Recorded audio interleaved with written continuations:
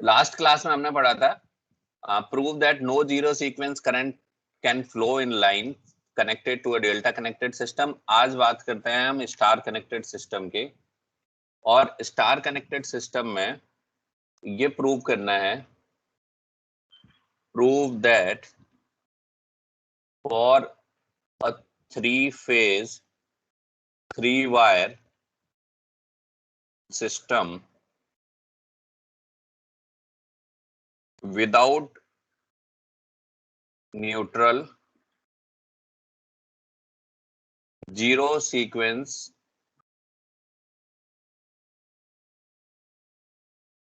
current are zero। मैंने आपको यहाँ पहले ही बता दिया था कि ये स्टार है। अगर मैंने ये स्टार नहीं बताया होता तो जैसे ही यहाँ लिखा है कि prove that for a three phase three wire system without neutral, without neutral word आते ही ये कौन सा सिस्टम हो गया? Star connected system. क्योंकि न्यूट्रल कहाँ आता है? केवल और केवल स्टार में। तो अब मैंने स्टार कनेक्टेड सिस्टम यहाँ बना लिया।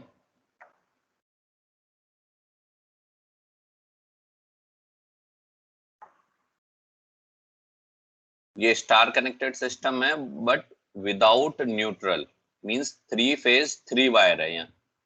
तो थ्री फेज थ्री वायर, ये आई ए नॉट, इसको हो गया ये हमारा आई सी नॉट, ये हो गया आई बी नॉट। न्यूट्रल करंट हमने क्या लिया हुआ है? जीरो। न्यूट्रल करंट जीरो क्यों? क्योंकि यहाँ लिखा है विदाउट न्यूट्रल। अगर न्यूट्रल नहीं है तो आई एन क्या हो गया? I N is equal to zero. जब आई एन जीरो है, अब इस पॉइंट पर जो ये न्यूट्रल पॉइंट है, यहां पर जब आप केसीएल लगाओगे तो आई ए नॉट प्लस आई, ये सॉरी आई ए नॉट नहीं, आई ए, अगर हम यहां पर ले रहे हैं तो आई ए करंट होगा ना, आई A plus I B plus I सी। मैंने अभी यहाँ पे जीरो सीक्वेंस करंट ही लिख दिया है ना, अदरवाइज मैं ये सीक्वेंस वाइज नहीं लेता। तो I A plus I B plus I C, this will be equal to neutral current, और न्यूट्रल करंट है नहीं है, so this will be equal to zero. अगर I A plus I B plus I C this is equal to zero, तो zero sequence component की बात करते हैं। तो जीरो सीक्वेंस करंट क्या होता है? I A not will be equal to IB naught will be equal to IC naught। इसकी वैल्यू क्या लिखते हैं हम? 1/3 IA plus IB plus IC। इसकी वैल्यू जीरो है तो 1/3 into zero, this will be equal to zero. अच्छा, ये यहाँ पर अगर आप देखोगे कि जो प्रूव है, प्रूव मैं कह रहा हूं बट प्रूव है तो एक्चुअली ये दो लाइन ही तो हुई प्रूव में। अब इस क्वेश्चन को या तो दो नंबर में पूछ ले, या मैं पहले भी बता चुका हूं कि ये एक कॉन्सेप्ट है जिसको आपको याद रखना है कि अगर three phase three wire system है, न्यूट्रल करंट नहीं है, तो उसमें जीरो सीक्वेंस करंट का कंपोनेंट जीरो होगा। ये याद रखने के लिए मैं यहाँ पर ये प्रूफ के टर्म्स में बता रहा हूँ कि ये प्रूव करो कि अगर three phase three wire system है, न्यूट्रल करंट नहीं है या न्यूट्रल टर्मिनल नहीं है, तो उसमें जीरो सीक्वेंस कंपोनेंट करंट के हर फेज में जीरो होंगे। बट मैं यहाँ भी पॉजिटिव और निगेटिव सीक्वेंस की बात नहीं कर रहा हूँ। पॉजिटिव एंड निगेटिव क्या होंगे ये हम आगे जो है ना डिस्कस करेंगे। ये कुछ स्पेशल केसेस हैं, special cases as a concept आपको याद रखने के पर्पज से प्रूफ के टर्म्स में मैं यहाँ पे बता रहा हूँ। अब अगला कौन सा हो सकता है? यहाँ पर लिखा है विदाउट न्यूट्रल, तो कोई विद न्यूट्रल भी तो हो सकता है। अब अगर विद न्यूट्रल की मैं बात करूंगा तो विद न्यूट्रल में मैं फिर से यहाँ पर एक three phase star connected system draw कर रहा हूं, और ये ए बी सी फेजेस हैं। ये आई ए करंट है, ये आई बी, अब ये आई सी हो गया, ये आई बी हो गया, और ये इसका न्यूट्रल है। न्यूट्रल को हमने क्या किया है यहाँ पर? ग्राउंड कर दिया। जब न्यूट्रल ग्राउंड कर दिया तो ये जो करंट है, this current will be I N. अब जो नेक्स्ट है कि हमें जो zero sequence current with neutral grounded, zero sequence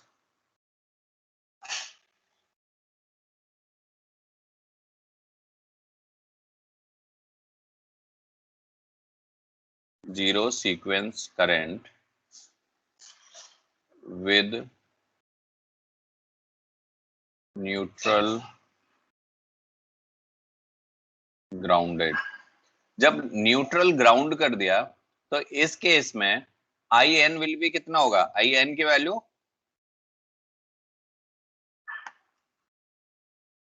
I N,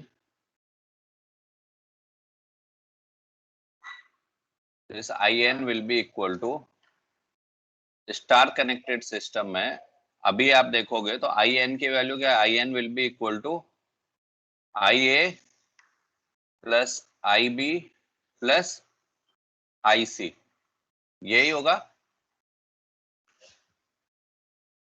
होगा नहीं होगा? ये आई ए है, ये आई सी है, ये आई बी है, तो आई, अगर आप इस न्यूट्रल पॉइंट पर केसीएल लगाओगे तो I N will be equal to I A plus I B plus I C. अब इसमें, इस केस में जब आप जीरो सीक्वेंस करंट निकाल रहे हो तो zero sequence current I A not will be equal to IB naught, this will be equal to IC naught, this will be equal to 1 upon 3 IA plus IB plus IC। अभी जो है ना ये, और I N is equal to क्या है? I A plus I B plus I C, so this can be written as 1 upon 3 I N. और आप इससे क्या कंक्लूड कर सकते हो कि I N is equal to 3 times of I A not और 3 times of I B not और 3 times of I C not. Means star connected system जिसमें न्यूट्रल ग्राउंडेड है, इसमें जो करंट है, करंट किस में भी फ्लो होगा? लाइन में भी फ्लो होगा, क्योंकि ये आई ए, ये यहाँ पर आई ए नॉट भी आ जाएगा, आई A not, I B not और आई सी नॉट, और फेज से होते हुए ये न्यूट्रल तक जाएगा। और ये जो न्यूट्रल करंट है that is 3 times of zero sequence current. जबकि अगर ये न्यूट्रल ग्राउंडेड नहीं है तो ये जीरो सीक्वेंस करंट की वैल्यू हर फेज में जीरो होगी। अब इस केस में अगर हमने लास्ट वाले में जो है ना, यहाँ पर एक चीज और देखो, यहाँ हमने न्यूट्रल को केवल डायरेक्टली ग्राउंड किया था। हो सकता है यहाँ पे न्यूट्रल को मैं इम्पीडेंस के साथ ग्राउंड कर दूं। तो अब मैं 3 केसेस के लिए अगर जीरो सीक्वेंस सर्किट ड्रॉ कर रहा हूं इसके, तो जीरो सीक्वेंस सर्किट ड्रॉ करने में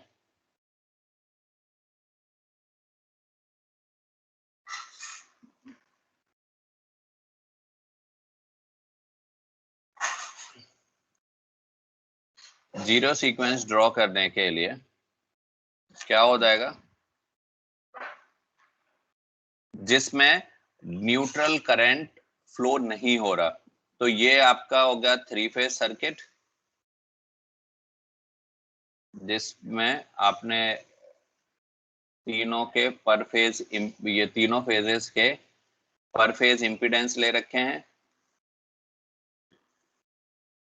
ये Z0, ये भी Z0, ये भी Z0, ये पर फेज इंपीडेंस ले रखे हैं। इसका अगर आप equivalent circuit, electrical equivalent circuit बनाओगे तो इसको कैसे कहोगे?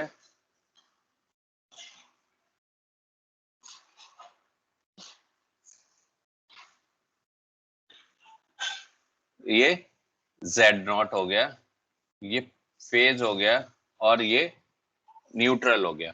इस केस में आप क्या कहोगे कि 3 फेज 3 वायर सिस्टम में लाइन करंट जो है ना, लाइन में जीरो सीक्वेंस करंट नहीं होता, तो इसलिए हमने यहाँ पर क्या बना दिया, ये केवल और केवल जो है ना, ये इसको ओपन सर्किट के तरीके से। अब अगर मैं यहाँ पे बना रहा हूं कौन सा केस, जहां पर ये न्यूट्रल करंट है और ये विद सॉलिड ग्राउंड है, जब इसको सॉलिड ग्राउंड ले लिया, सॉलिड ग्राउंड लेने पर यहाँ क्या होगा, कोई इम्पीडेंस नहीं है। जब कोई इम्पीडेंस नहीं है तो मैं इस सर्किट को किस तरीके से चेंज कर सकता हूं, यहाँ पर इसी को चेंज कर दूं या दूसरा बनाऊं? इसी को चेंज कर दो सर। अगर इसी को चेंज करूंगा तो ये यहाँ पर सीधा सॉलिड ग्राउंड हो जाएगा, और वो जो सर्किट बनेगा उस केस में जब ये सॉलिड ग्राउंड है तो करंट कहाँ फ्लो हो रहा था, अभी लाइन में भी और फेज में भी। तो ये जो सर्किट है पर फेज इक्विवेलेंट सर्किट, ये इस तरीके से चेंज होगा क्योंकि लाइन में भी करंट फ्लो हो रहा है और फेज में भी। अब मैंने अगर यहाँ पर ये जो सॉलिड ग्राउंड किया था, सॉलिड ग्राउंड की बजाय मैंने अगर यहाँ पर ग्राउंड क्या होता, न्यूट्रल ग्राउंडेड विद इम्पीडेंस, अभी सॉलिड ग्राउंडिंग न करके हमने यहाँ पर जेड इम्पीडेंस से, सपोज कीजिए जेड से इसकी ग्राउंडिंग कर रखी होती, यहाँ पर सीधा आई एन न कनेक्ट करके यहाँ सपोज कीजिए कि मैंने जेड एन कनेक्ट कर रखा है, तो अब जो करंट फ्लो होगा यहाँ वो किसके थ्रू होगा, जेड एन इम्पीडेंस के थ्रू फ्लो होगा। तो जो ये जो इम्पीडेंस यहाँ जो ये जो वैल्यू आ रही थी, इन सब में जेड एन का भी इफेक्ट पड़ेगा। तो ये जो इम्पीडेंस है यहाँ जो जेड नॉट आ रहा था, इसकी जगह आएगा 3 ZN। तो जो ये इक्विवेलेंट सर्किट जो बनेगा, if neutral grounded with impedance ZN, तो जो इसका इक्विवेलेंट सर्किट बनेगा दैट इज Z0, ये एक्चुअली Z0 है, Z0, ये फेज, ये जिस इम्पीडेंस से हमने ग्राउंड किया था न्यूट्रल को, देन न्यूट्रल, और ये जो वैल्यू है ये है 3ZN। तो ये हमने जीरो सीक्वेंस सर्किट बनाए करंट कंपोनेंट के लिए इन 3 phase 3 wire system with neutral, without neutral, with neutral grounded and with neutral grounded with impedance ZN। अब बात करते हैं इन सब का, ये सारा काम हम कर किस ले रहे हैं, ये है sequence network for fault calculation. जब हमने पढ़ना शुरू किया था तो स्टार्टिंग में ये बताया था कि सीक्वेंस नेटवर्क हम किस लिए पढ़ रहे हैं, पॉजिटिव सीक्वेंस, नेगेटिव सीक्वेंस और जीरो सीक्वेंस। ये नेटवर्क हम पढ़ किस लिए रहे हैं कि जब भी किसी सिस्टम में फॉल्ट होती है तो एक सिस्टम जो बैलेंस सिस्टम है वो किस में चेंज हो जाता है, अनबैलेंस्ड सिस्टम में। तो उस अनबैलेंस्ड सिस्टम को सॉल्व करने के लिए हमने सीक्वेंस कंपोनेंट का यूज किया। तो यहाँ क्लियरली मेंशन है sequence network for fault calculation, यानी अभी हमने सीक्वेंस नेटवर्क पढ़ लिए हैं बट अब हम इनका फॉल्ट में यूज कैसे करेंगे वो अभी आगे हमें पढ़ना है। तो फॉल्ट मींस अनबैलेंस कंडीशन, जो जब भी कहीं फॉल्ट हो गई, 3 फेज में से किसी भी एक फेज में फॉल्ट हो गई तो अनबैलेंस कंडीशन क्रिएट हो गई। And for solving such condition symmetrical components used, ये हम पहले ही जान चुके हैं, पढ़ चुके हैं इसी के बारे में कि जब हमने सिमेट्रिकल कंपोनेंट्स की नीड पढ़ी थी। तो अब जब फॉल्ट हुआ तो जो भी बैलेंस कंडीशन थी अनबैलेंस कंडीशन में ब्रेक हुई और हमने मान लिया कि उस टाइम पर सिमेट्रिकल कंपोनेंट्स का हम यूज कर रहे हैं। तो सिमेट्रिकल कंपोनेंट्स हमारे 3 थे, पॉजिटिव, नेगेटिव एंड जीरो। तो ये जो तीनों कंपोनेंट हैं, positive, negative and zero, for all 3 phases, ये उस टाइम पर एग्जिस्ट करेंगे कब, जब unbalance condition.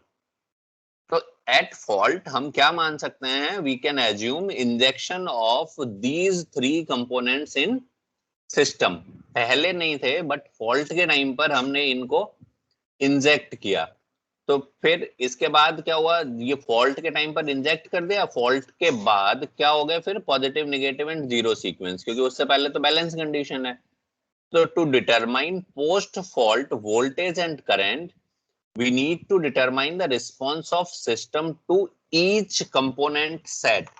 each component set का मतलब पॉजिटिव सीक्वेंस और negative sequence and zero sequence, ये तीनों ही वोल्टेज करंट ये हमें फाइंड करने होंगे कब, पोस्ट फॉल्ट कंडीशन, क्योंकि प्री फॉल्ट तो ये एग्जिस्ट ही नहीं कर रहे। जब पोस्ट फॉल्ट, प्री फॉल्ट तो बैलेंस कंडीशन है, तो जब प्री फॉल्ट बैलेंस कंडीशन है तो उस टाइम पर अगर मैं कहूं, हमने जो पहले पढ़ा था कि in balance condition only positive sequence component exist, ये एक बार प्रूव कर चुके हैं ना हम, इसे प्रूव किया है ना एक बार हमने। तो प्री फॉल्ट में ओनली पॉजिटिव सीक्वेंस होता है, और जब पोस्ट फॉल्ट है तब positive, negative and zero sequence, ये तीनों कंपोनेंट एग्जिस्ट कर रहे हैं। तो पोस्ट फॉल्ट कंडीशन को एनालाइज करने के लिए हमें हर एक component, positive, negative and zero sequence component का रिस्पॉन्स चेक करना है। और वो रिस्पॉन्स चेक करने के लिए हमें क्या करना होगा, we need to draw sequence network of system. Means positive sequence network क्या होगा, नेगेटिव सीक्वेंस नेटवर्क क्या होगा, और जीरो सीक्वेंस नेटवर्क क्या होगा। तो जो अभी हम पढ़ते आ रहे हैं ना, डेल्टा कनेक्टेड में जीरो सीक्वेंस का क्या होगा, या स्टार कनेक्टेड में जीरो सीक्वेंस का क्या होगा। स्टार कनेक्टेड में थ्री फेज, थ्री वायर में जीरो सीक्वेंस कंपोनेंट नहीं होगा, और थ्री फेज फोर वायर में जीरो सीक्वेंस कंपोनेंट होगा। डेल्टा कनेक्टेड में लाइन कंपोनेंट में जीरो सीक्वेंस नहीं होगा बट फेज में होगा। तो ये सारे जो मैं बता रहा था पहले से कि ये कॉन्सेप्ट है, इन कॉन्सेप्ट को हम आगे यूज कर देंगे, और किस पर्पज से यूज करेंगे, जो यहाँ लिखा है ना, we need to draw sequence network of the system, क्योंकि पोस्ट फॉल्ट कंडीशन में हमें सीक्वेंस नेटवर्क ड्रॉ करना पड़ेगा to determine the response of system for each sequence component, जो चाहे पॉजिटिव हो, चाहे नेगेटिव हो, चाहे जीरो सीक्वेंस कंपोनेंट हो। और ये positive, negative and zero sequence किसके लिए, single phase equivalent network containing impedance to the current of any one sequence। जब सीक्वेंस इक्विवेलेंट की अगर हम बात करेंगे तो जो है ना, ये सीक्वेंस नेटवर्क क्या होगा, इसकी डेफिनेशन देखो, single phase equivalent network containing impedance to the current of any one sequence only is called sequence network। means positive sequence है, नेगेटिव सीक्वेंस है और जीरो सीक्वेंस है। तो पॉजिटिव सीक्वेंस नेटवर्क कौन सा होगा, जिसमें अगर मैं पॉजिटिव सीक्वेंस नेटवर्क की बात कर रहा हूं तो in positive sequence network voltage भी कौन सा होगा, वोल्टेज भी पॉजिटिव सीक्वेंस वाला होगा, करंट भी पॉजिटिव सीक्वेंस वाला होगा, और इंपीडेंस भी पॉजिटिव सीक्वेंस वाला होगा। तो अब मैं यहाँ अगर लिखूं तो वी, पॉजिटिव सीक्वेंस के लिए क्या लेते थे हम, 1, नेगेटिव सीक्वेंस के लिए क्या लेते थे, 2, और जीरो सीक्वेंस के लिए क्या लेते थे, 0। अब ये 1, 2, 0 ये positive, negative and zero sequence, और हर फेज के लिए करेंगे तो ये VA1, VA2 एंड VA0।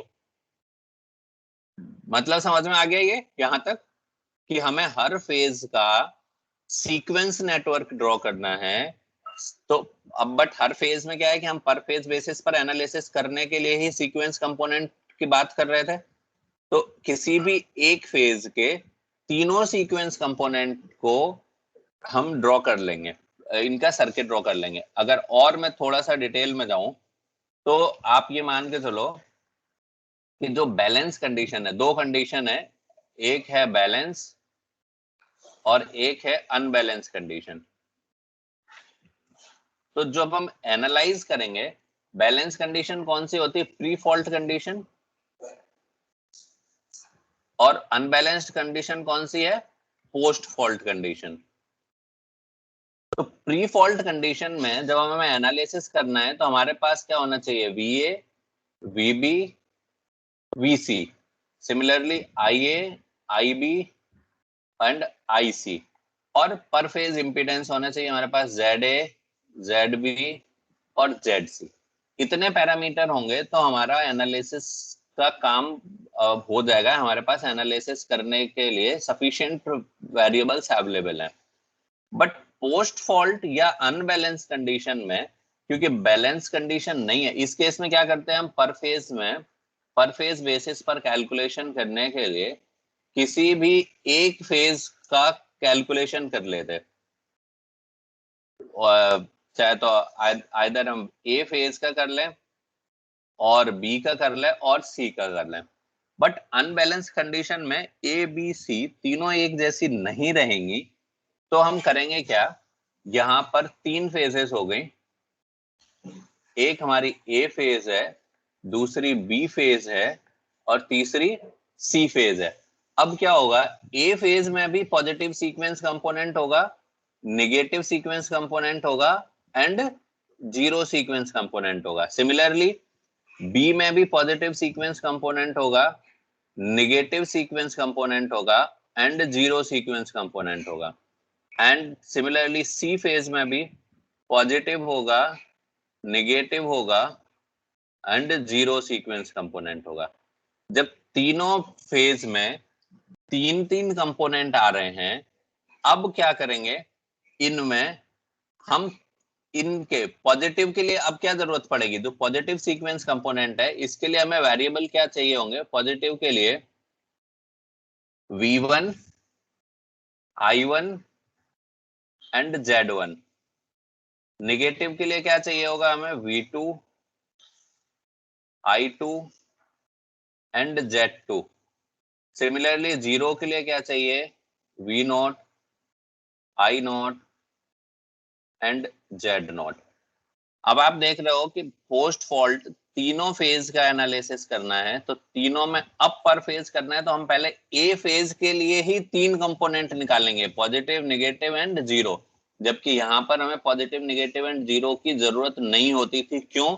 क्योंकि हमने प्रूव किया था कि बैलेंस कंडीशन में only positive sequence component exist करते हैं। तो जब only positive sequence component exist करेंगे तो क्या होगा? उसकी वजह से ये जो पार्ट है, ये वाला, ये जीरो हो जाएगा और ये कैलकुलेशन की रिक्वायरमेंट नहीं होगी। कहाँ? बैलेंस कंडीशन में। तो ये जो अभी हम सीक्वेंस नेटवर्क ड्रॉ कर रहे हैं अलग अलग, चाहे पॉजिटिव सीक्वेंस नेटवर्क, चाहे नेगेटिव सीक्वेंस नेटवर्क या फिर जीरो सीक्वेंस नेटवर्क, ये किस पर्पज से ड्रॉ कर रहे हैं? क्योंकि हम अनबैलेंस कंडीशन में एक फेज के लिए positive, negative and zero sequence network draw कर रहे हैं। इस पॉइंट तक क्लियर है सभी को?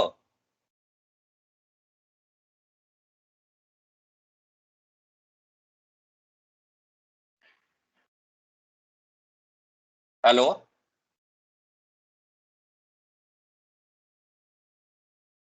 Yes sir. यहां तक सबको क्लियर है?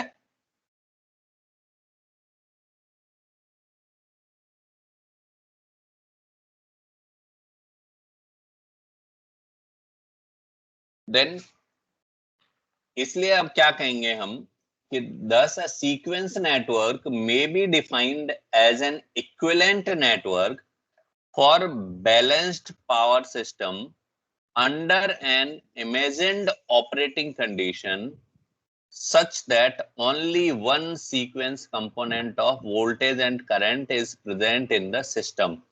सीक्वेंस नेटवर्क कौन सा होगा? एक equivalent network of balanced power system. अब एक चीज देखो, क्योंकि यहां पर हमें जब ये डिटरमाइन कर रहे हैं इस टाइम पर, तो ये एक्चुअली तो अनबैलेंस्ड कंडीशन है। बट हमने क्या माना कि एक अनबैलेंस्ड सिस्टम के एक फेज के 3 बैलेंस्ड कंपोनेंट है ना, पॉजिटिव, नेगेटिव एंड जीरो। ये क्या है? एक इमेजिन्ड कंडीशन है।